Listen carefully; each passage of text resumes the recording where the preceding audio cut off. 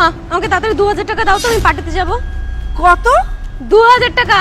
2000? 2000 টাকা কোথায় পাবো মা? আমি সবজি বিক্রি করে তো 200 টাকাও হয় না। আমি তোকে 2000 টাকা কোত্থেকে দেবো মা? আরে মা প্লিজ, আমার ভাল লাগছে না, প্লিজ তাড়াতাড়ি 2000 টাকা দাও, আমি ক্লাবে যাব। 2000 টাকা আমি কোথায় পাবো? আমার কাছে তো টাকা নেই। মা প্লিজ মিথ্যে বলো না, আমি সব জানি, তুমি নিশ্চয়ই কোথাও না কোথাও লুকিয়ে রেখেছো। টাকাটা দাও, আমি এক্ষুনি ক্লাবে যাব। লুকিয়ে কেন রাখবো মা? আর তুই যখনই চাস তখনই তো তোকে দিই রে। আমার কাছে এখন নেই, বিশ্বাস কর, একদম বিক্রি হয়নি। আমি কোথা থেকে পাবো 2000 টাকা বল তো? শুরু হলো তোমার নাকে কান্না। আরে ভাই, যখনই টাকা চাই তখনই নাকে কান্না কেঁদে দাও। আমার সব ফ্রেন্ড সার্কেলের সাথে আমি নিজের কোনো তুলনা করতে পারি না, শুধুমাত্র তোমার জন্য। সব সময় তোমার কাছে টাকা নেই, টাকা নেই, টাকা নেই। কি করবো বলো তো? মোটে 2000 টাকা, সেটাও তুমি দিতে পারছো না আমাকে। ওরা সবাই আমার জন্য ওয়েট করছে। এরম করিস না মা। আরে থাকলে তো আমি তোকে দিয়েই দিতাম। তোকে কি এতবার করে বলতে হয় বল তো? দেখো মা, তোমার এই নাটক আমার আর ভাল লাগছে না। আমি জানি না তুমি কোথা থেকে দেবে, কিন্তু এক্ষুনি আমার টাকাটা চাই। তুমি যেখান থেকে খুশি জোগাড় করে দাও প্লিজ। আচ্ছা দাঁড়া, দেখি। দেখ, এতদিন সবজি বেচে আজকে রেশনের জন্য এই 500 টাকাই রেখেছিলাম।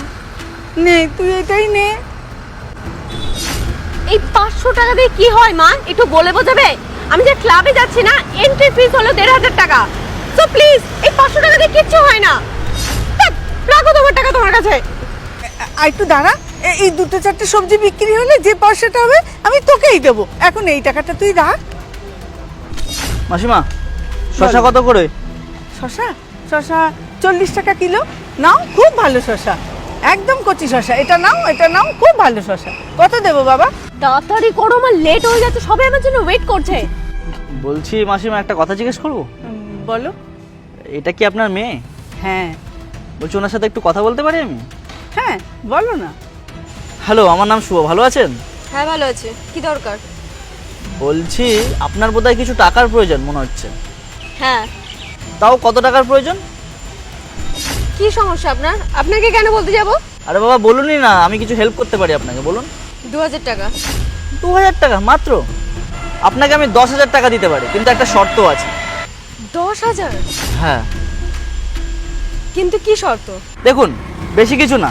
এই যে সবজিগুলো আপনি দেখতে পাচ্ছেন, এই সবজিগুলোর মধ্যে মাত্র 200 টাকার সবজি আপনাকে বিক্রি করতে হবে, কিন্তু 2 ঘন্টার মধ্যে। আর যদি সেটা আপনি পারেন, সঙ্গে সঙ্গে ক্যাশ আপনি পেয়ে যাবেন পুরো 10,000 টাকা। 10,000 টাকা? আর এটা পাওয়ার জন্য মোটে 200 টাকার সবজি বিক্রি করতে হবে? এটা তো একদম নর্মাল বিষয়, আমি এক্ষুনি করে দেবো। যাক ভালো, তাহলে করুন। মাসিমা, আপনি আমার সাথে চলুন, উনি ততক্ষণ 200 টাকার সবজি বিক্রি করুন। আসুন আমার সাথে, আসুন।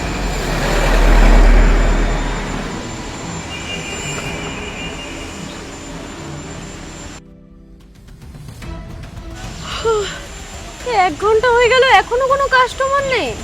হ্যাঁ, ভালো লাগে না।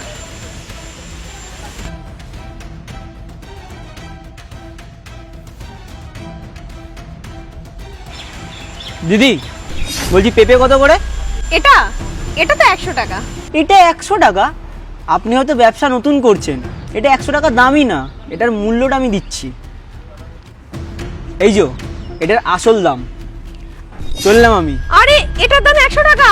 ও দাদা শুনে যান, চলে গেল। ধ্যাৎ, মোটে 50 টাকা উঠলো। 2 ঘন্টা তো হতেই যাচ্ছে প্রায়, আমার তো 200 টাকা তো তোলা হলো না। তার মানে মা এত কষ্ট করে সারাটা দিন রোদের মধ্যে এইসব বিক্রি করে মোটে এই কয়েকটা টাকা কামায়, আর আমার এটা করা একদম উচিত হয়নি। হলো ব্যবসা আপনার?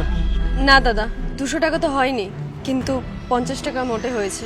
ও আচ্ছা, তবে এই নিন আপনার 10,000 টাকা। এ বাবা না না, আমি এটা নিতে পারি না। দেখুন, আপনি আমাকে বলেছিলেন 200 টাকা ইনকাম করতে হবে, কিন্তু আমি মোটে 50 টাকা ইনকাম করেছি। সো আমি গেমটা হেরে গেছি, আমি এটা নিতে পারবো না। আরে রাখুন রাখুন, এত সুন্দর পার্টির ড্রেস পরে আছেন, আপনার বন্ধুরাও তো ওয়েট করে আছে, নিন রাখুন। না দাদা, আমি এটা নিতে পারবো না। আমি এতদিনে আমার ভুলটা বুঝতে পেরেছি।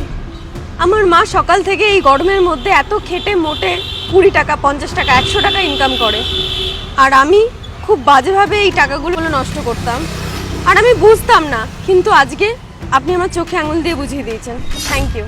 আর মা, আমি অনেক ভুল করেছি আর তুমি সমস্ত কিছু মুখ বুজে সহ্য করেছো, কিন্তু আজকের পর থেকে আমি এই জিনিসগুলো আর করব না। আমি আজকের পর থেকে তোমার পাশে থাকবো আর তোমার ব্যবসায়ও সাহায্য করব। হ্যাঁ, সাহায্য করবে তো, কিন্তু এই ব্যবসাতে না, অন্য ব্যবসাতে। নাও এই টাকাগুলো রাখো, এখানে 10,000 টাকার অনেক বেশি টাকা আছে। নতুন করে একটা ব্যবসা শুরু করো। তুমি তো এত বুদ্ধিমান মেয়ে, তোমার মা অনেক কথা তোমার ব্যাপারে বলছিল, তুমি হয়তো সঙ্গতে খারাপ হয়ে গেছিলে, অসুবিধা নেই, কিন্তু রিয়েলাইজ করেছো তাই না? নতুন করে ব্যবসা শুরু করো, উন্নতি করো, মায়ের পাশে থাকো। আসলে কি জানো তো, দোষটা তোমার না, আজকালকার যুগটাই এমন হয়ে গেছে। আজকালকার ছেলেমেয়েরা তারা এটাই ভাবে যে তাদের বাবা মা যখন তাদের জন্ম দিয়েছে, তাদের সব সম্পত্তি, তাদের সব কিছু, সেটা তাদের অধিকার। কিন্তু এটা দেখে না যে তাদের বাবা মারা কতটা কষ্ট করে, তাদের প্রত্যেকদিন তাদের সুযোগ সুবিধা সব কিছু দেওয়ার জন্য তারা কতটা স্যাক্রিফাইস করে, এগুলো দেখে না। শুধু ভাবে যে জন্ম দিয়েছে মানে আমাকে সব কিছু দিতেই হবে, আর যখন দিতে না পারে তখন এই ধরনের ব্যবহারটা পায়, যেটা তারা একদমই ডিজার্ভ করে না। যাক, তুমি অন্তত রিয়েলাইজ করেছো। অনেক ছেলেমেয়েরা দিনের পর দিন এটা করে চলেছে, কিন্তু রিয়েলাইজ করছে না। তাদের একটাই জিনিস আমি রিকোয়েস্ট করবো, যাতে তারা নিজেদের মা বাবার কষ্টটা বুঝুক।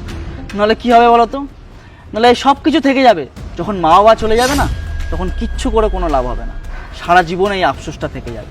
তুমি বুঝেছো, অনেক ভাগ্যবান তুমি। নিজের মায়ের খেয়াল রেখো আর একসাথে এগিয়ে যাও। নাও ধরো, আরে ধরো, বড় ভাই হিসাবেই রাখো।